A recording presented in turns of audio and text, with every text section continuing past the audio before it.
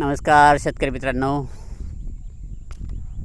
आपण पाहू शकतात या ठिकाणी सरी पद्धतीने कापूस लावलेला आहे। इथे मध्ये निंदणी झालेली आहे, पण इथे काही निंदणी केली नाही आहे। मध्ये सरीमध्ये निंदणी केलेली आहे आणि आपण बैलजोडीच्या साहाय्याने हे मध्ये राहिलेलं तण कोळपणी करून घेत आहात।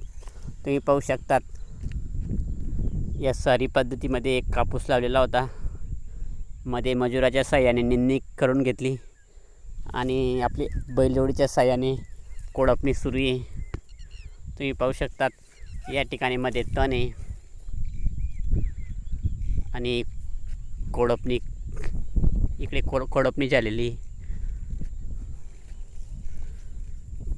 वावर शेतात खूप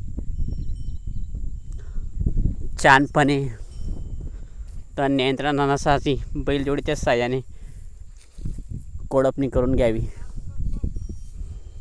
तुम्ही प्रत्यक्ष पाहू शकतात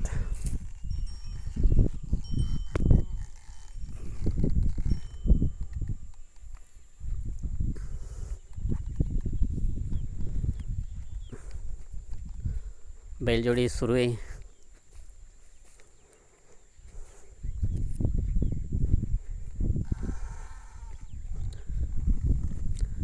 अगोदर या शेतात ज्वारी लावलेली होती, मोठ्या प्रमाणात ते तण झालेलं होतं। ज्वारीचे घस वगैरे आणि एक काटेरी गवत हे पावसात हे होत नाही, मरत नाही। त्यासाठी आताच नियंत्रण करावं लागेल त्याला।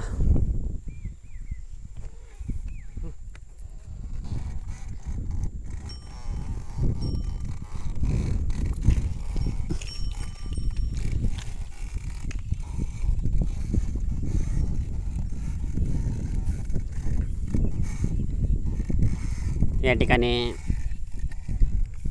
डबल कोळपणी करावं लागेल एका वखरमध्ये। आता या बाजूला गेले इकडे येईल।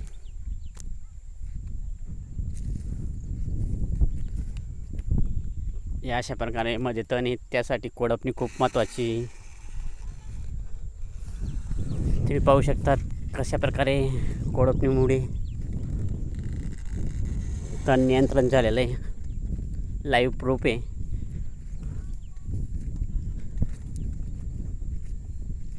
कोळपणीचे खूप फायदे आहेत।